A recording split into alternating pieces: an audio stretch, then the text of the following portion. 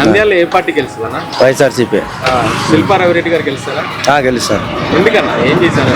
ఏం చేసినా చేయకపోయినా అభిమానం అంతే. ఎందుకంత అభిమానం ఏంటి?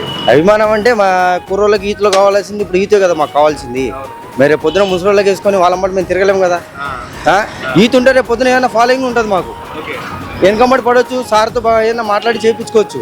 వీళ్ళమ్మడి తిరిగి మేము చేపియాలంటే చేపియలేము. మాలాంటి పేదవాళ్ళని వెనకమ్మడి రానియరు వాళ్ళు.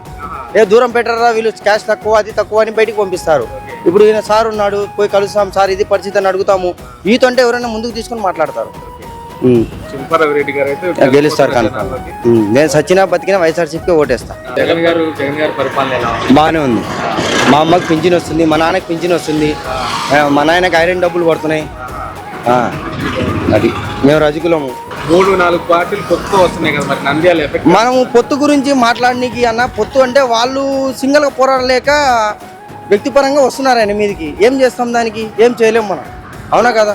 కరెక్టే కదా. ఇప్పుడు నేను సింగిల్గా ఉన్నా, మా ఇంట్లో మా అమ్మ మా నాన్న ముగ్గురు అన్నదమ్ములను కలిసినారు.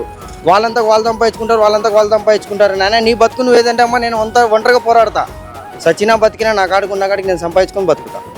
జగన్ అన్న కూడా అలాగే వస్తున్నాడు ఇప్పుడు. మళ్ళీ కావాలే నంద్యాలకు నువ్వే శిల్పారవన్నా.